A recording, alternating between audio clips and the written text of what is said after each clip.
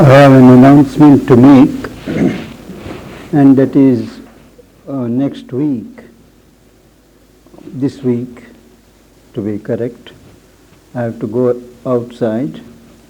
So our next session of satsang will be on the 1st of December, Sunday, since I will be returning on the 29th. Before we take up the portion from Savitri, from where we left last time, I thought it would be appropriate to communicate a few of Mother's insightful perceptions of help to seekers on this day. The first point, that is breaking new ground, is that she says, when you take to spiritual life, it is a common temptation to think that by changing your environment, changing your occupation, going for a new set of circumstances, you will fare much better than continue in the old surroundings. She points out that it works the other way around.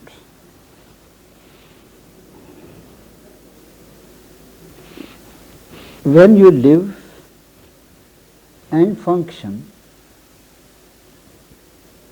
in a particular place for some time, you get adjusted to the framework that is around you. There is an automatic, spontaneous adaptation with conditions that prevail. But when you go outside, even for a change, there is a subconscious effort to safeguard your individuality. You are always face to face with new factors, new contacts, and all the while you are straining to keep intact your personality or individuality. And that means so much of dissipation of energies. And each time a new set of circumstances comes before you, there is not that automatic adaptation. You have to plan, you have to think, and your consciousness is always turned to anticipate difficulties, new circumstances, how to respond to them. All that labor is done spontaneously where you are. That is one point. Second, the place where you are, it brings out best your weaknesses, your deficiencies, and forces you to take note of them, and if you are sincere, tackle them. When you go out, you tend to overlook them. They don't get an opportunity to pose themselves before you. Then why? She asks. Why do people feel it nice when they go out for change, as they say, when they go out? It is purely a vital phenomenon. The vital, when it goes into a new environment, it has a sense of adventure, of not having to function in a restricted, constricted environment. But it can throw itself. There is nobody to watch, nobody whom you need pay attention to. But the same vital, in the place where you live, it gets bored. Bored in the presence of the same weaknesses, same difficulties, same obstructions. If there is a minimum of sincerity, one ought to progress more rapidly. But the divine always arranges things in such a way that you are, or you find yourself in an environment which is most suited for your spiritual growth. If you think you are wiser than Providence and want to create what you think will be a favorable environment, you are in for disappointment. That is one. The second insight is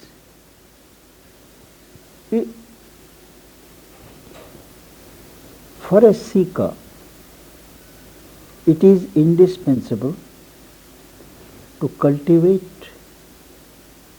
a minimum of detachment.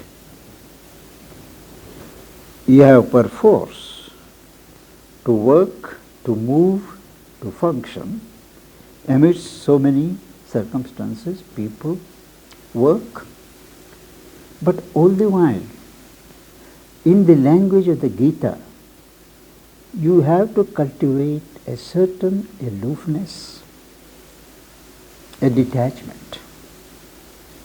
Normally, whenever we do anything, maybe work, maybe reading, maybe playing, any activity, we tend to lose ourselves completely in it.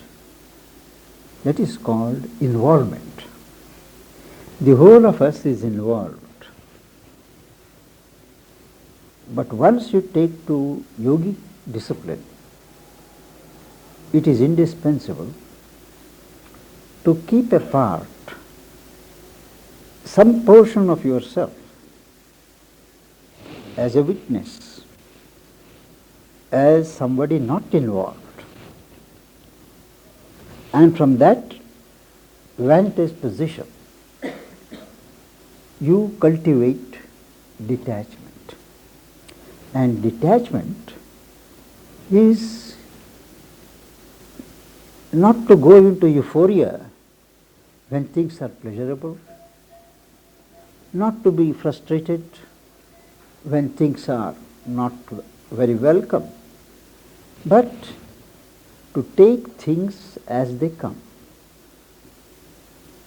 Welcome things that come as coming from the divine. Let things pass without regret. Not to think 1 second after they have gone. Now that is detachment. In the practice of this detachment, the mind can be well educated, but it is the vital, she points out, which is very tricky. If you ask the vital to be detached, in the beginning it resents. You impose your will, make it participate in the moment of detachment. But very soon, what happens? As Sri Aurobindo says, the vital is a great dramatist. It likes to dramatize the situations. So, it turns detachment into disgust. Disgust is a movement of repulsion, repelling things, ostentatiously rejecting things. And the vital hugely enjoys this movement of disgust, which is totally unspiritual.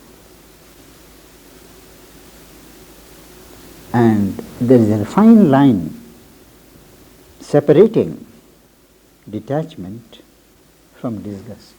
Disgust is a negative movement.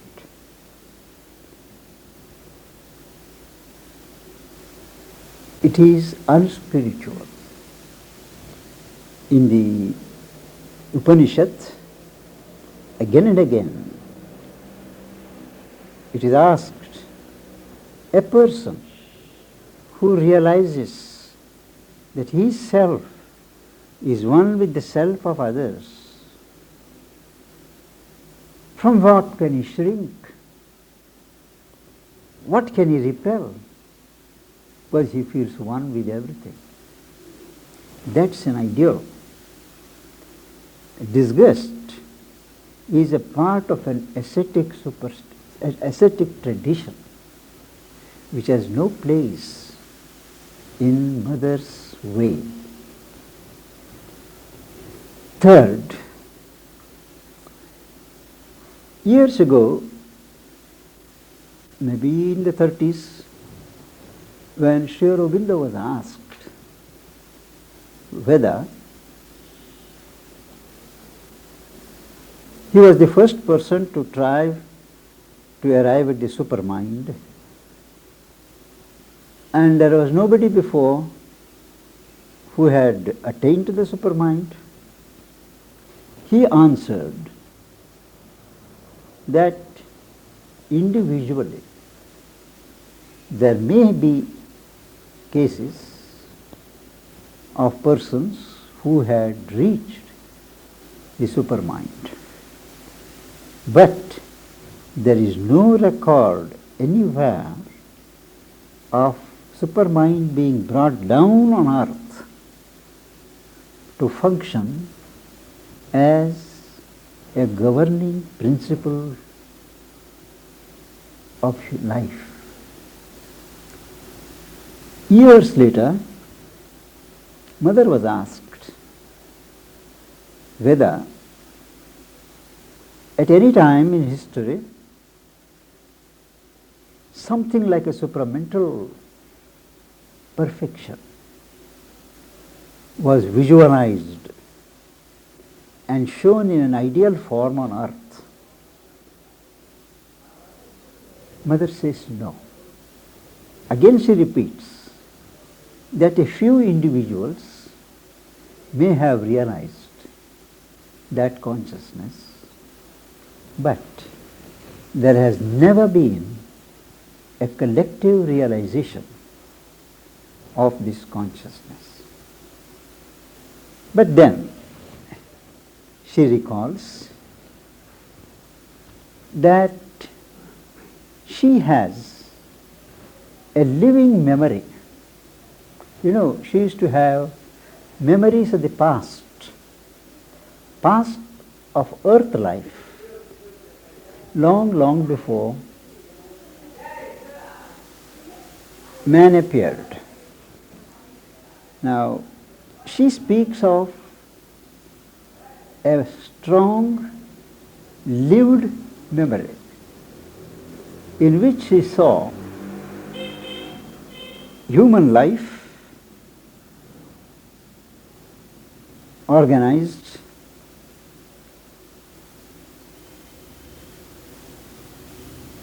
in perfect freedom, beauty, joy and harmony.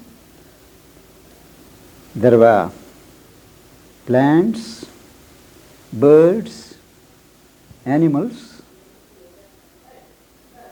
and man had a perfect rapport, relation with all these orders.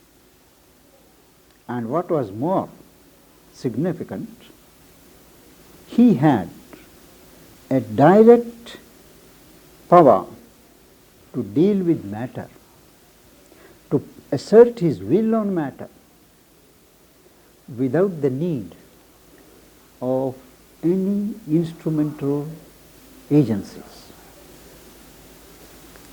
And she describes, there was no mind, there was no thought, there much less reason.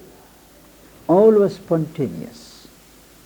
Everything used to happen, would happen in a spontaneous way, from joy to joy, happiness to happiness.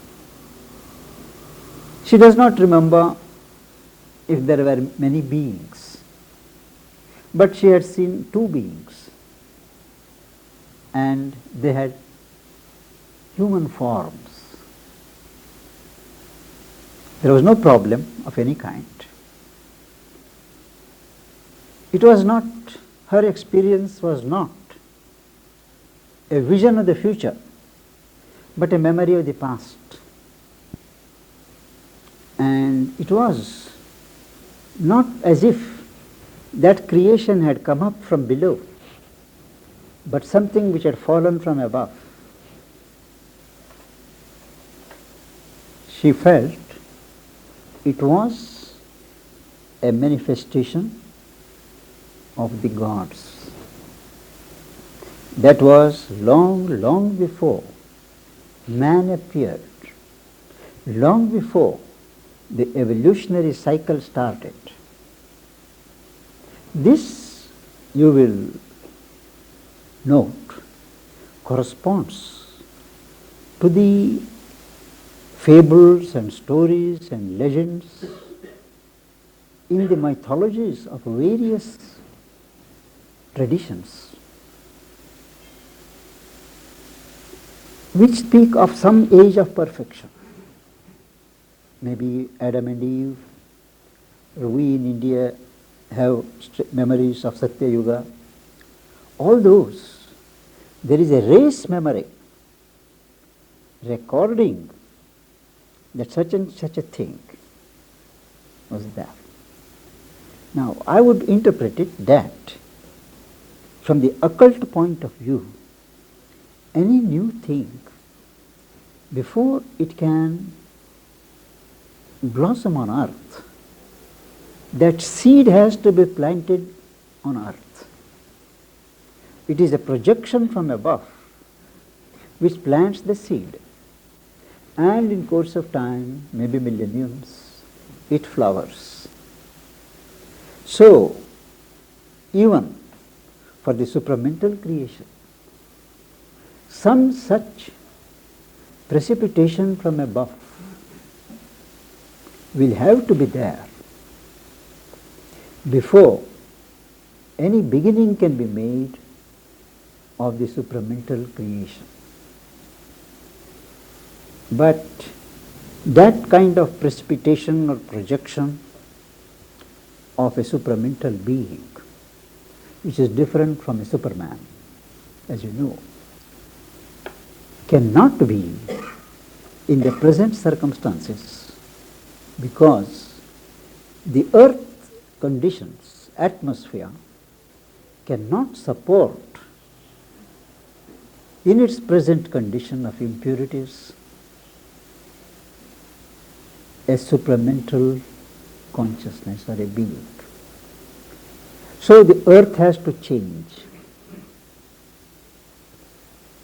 Humanity has to change. Change not in nature, but so much as in its feeling the need to change. The fact of change is different from the pressure of a need to change. It is enough if there is felt an intense need to change. That itself creates conditions for a change. Now that both Sri Aurobindo and Mother felt had not happened. Things on earth had to change considerably before a change from the higher levels can be precipitated on earth. Till then, there are bound to be frictions between the earth existence and what is trying to actualize itself on earth. The meaning of all these disasters, earthquakes, volcanoes, floods, erratic behavior of weather, all these, if they can be explained only from this angle, and that is, there is a continuous pressure for change from the supernormal levels of existence. But the inertia, the ignorance, the falsehood of terrestrial humanity, terrestrial existence, it resists so much the pressure for change that there is an outbreak of these disorders. When she was asked some 15 years ago about why there were such floods, storms, cyclones, out of season, she said that the nuclear explosions, the atomic experiments, hydrogen bomb and nitrogen bomb and others, they had created such a disturbance in the ecology of the universe that the beings who are in charge of were terribly upset, and they did not know the established order being changed. Upset. They had lost all balance and they were rushing about in all directions, causing so much of calamities, disasters. So she held man responsible for many of these natural, what we call natural disasters. Where we are going to apply the brake, how we are going to set about correcting the situation is a difficult question. But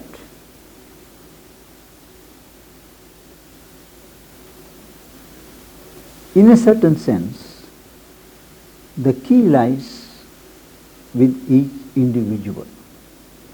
Each awakened individual has a responsibility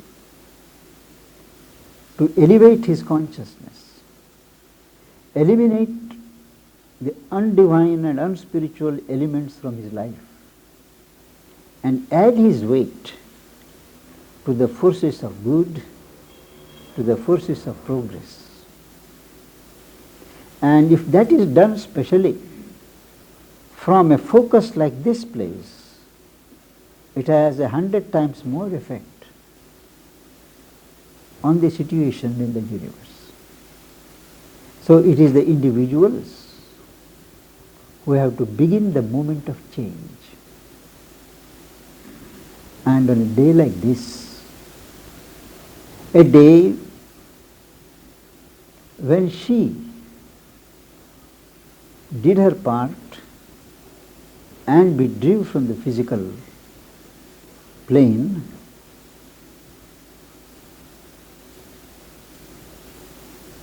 is a sacred moment for us to remind ourselves of our duty to her, our responsibilities, and it will not do simply to say mother will do.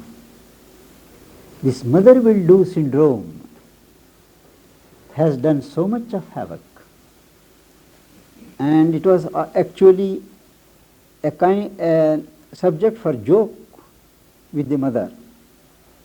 She would laugh and say, why should they do anything? Mother is there to do. She was a bit sarcastic when she made this remark, saying that people are not fulfilling their part. Whether we have learned to act our parts better now after so many years is a question each one of us has to ask ourselves. And I think with these searching observations, self-searching,